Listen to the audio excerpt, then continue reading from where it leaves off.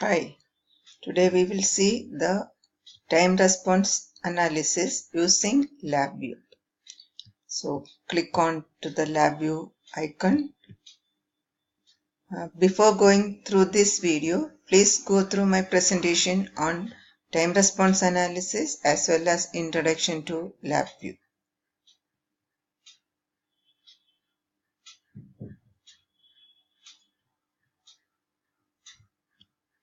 So, LabView pops up a LabView window.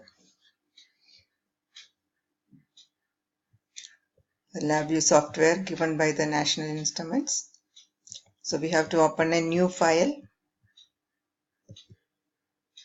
And as you know, all the files are known as VI files, virtual instrumentation. So open a new file. You have two windows.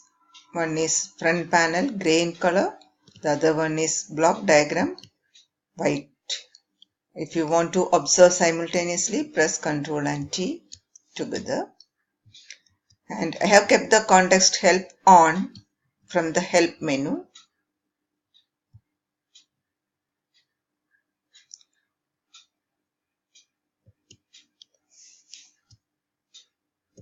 See, it is context help is on. So wherever I take the cursor to a block, that corresponding details of that block will be shown over here. Now right click here. Come to the control and simulation and control and design. From that, I have to go to the special transfer function. Model construct, CD construct, special transfer function. Keep it over here. Now we are going to do for second order system, so I can change it to the second order model. So when I click on this, you can see the details of this block in the context help menu. Static gain, that is K value, damping ratio, natural frequency omega n, and if I give all these values, the transfer function model will be available here where I can take it to my equation or whatever way I want. Now I need a damping ratio, natural frequency. If nothing is given at static gain, it is taken as 1 by default. So I'll take a damping ratio. For that I'll go to the front panel where I have to give the inputs. Front panel is for the user controls. So I'll go to a numeric control. I'll go to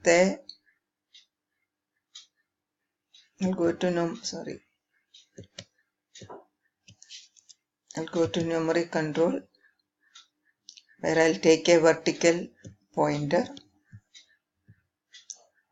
and I'll change it to damping ratio.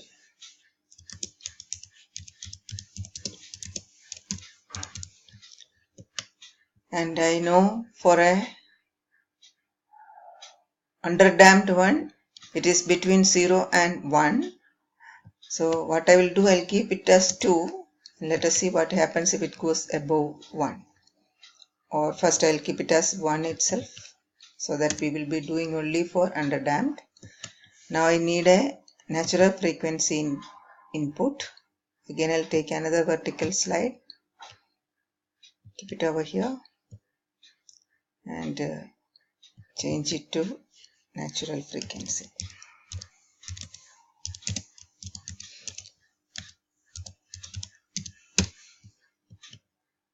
Now connect this on the function generator. Connect this on the function block or the block diagram to the corresponding terminals on your transfer function model.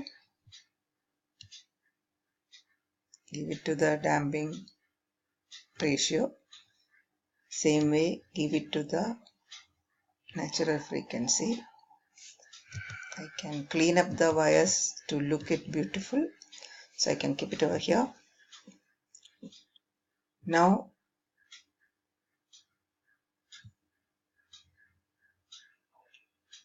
I'll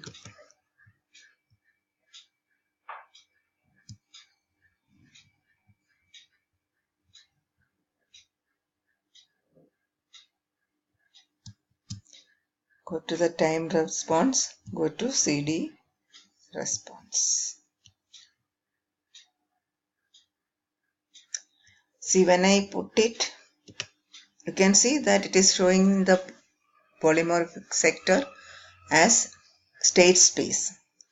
No problem. Either as soon as I connect it to the input, it changes. You can see that the output of this is my transfer function model. I will give it to the input of my step response model. So I'll connect it from here to here. You can see that it is automatically changed to transfer function. So I can have a graph over here to see the response, time response as a graphical one by creating an indicator over here. It automatically gives a step response graph where I got it on my front panel. Now if I want to continuously run it, I'll put it in a while loop. Go to structures, take while loop, and the while loop will run continuously until and unless give a condition over here, so which gives me an error. So I have to create a control so that the corresponding control came over here.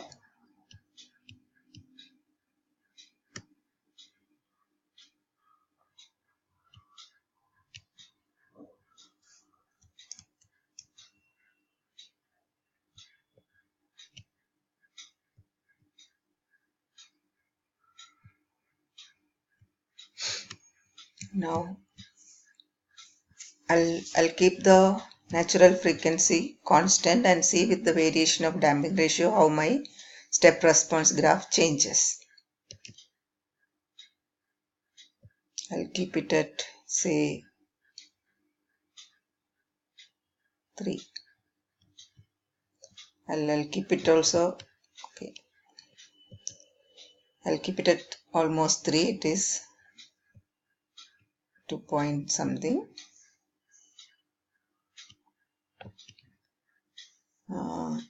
Now while running, I'll keep on changing my this thing between 0 and 1 damping ratio.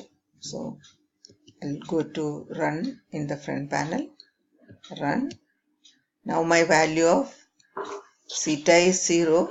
When theta is 0, it means undamped. So when I keep on changing the value of theta, you can see that you are getting underdamped oscillation.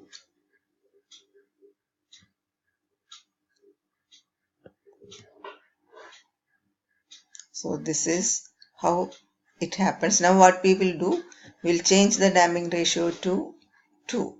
I'll stop the program. I'll say this as 3 so that my damping ratio varies from 0 to 3. Again I'll run.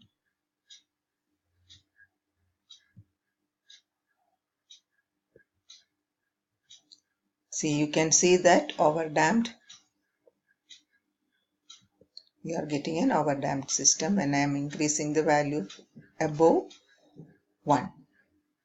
So typical value of theta should be 0.70627. Here you get good response. And from here you can calculate the value of peak overshoot, all your parameters of second order system.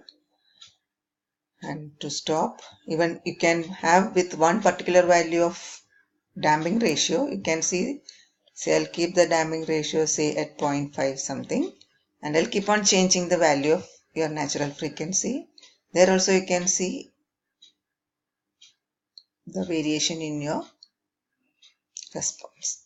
So you can study the response with respect to the damping ratio as well as with respect to the natural frequency. Here I have assumed the static gain as 1. I can stop the while loop by pressing stop over here. Thank you.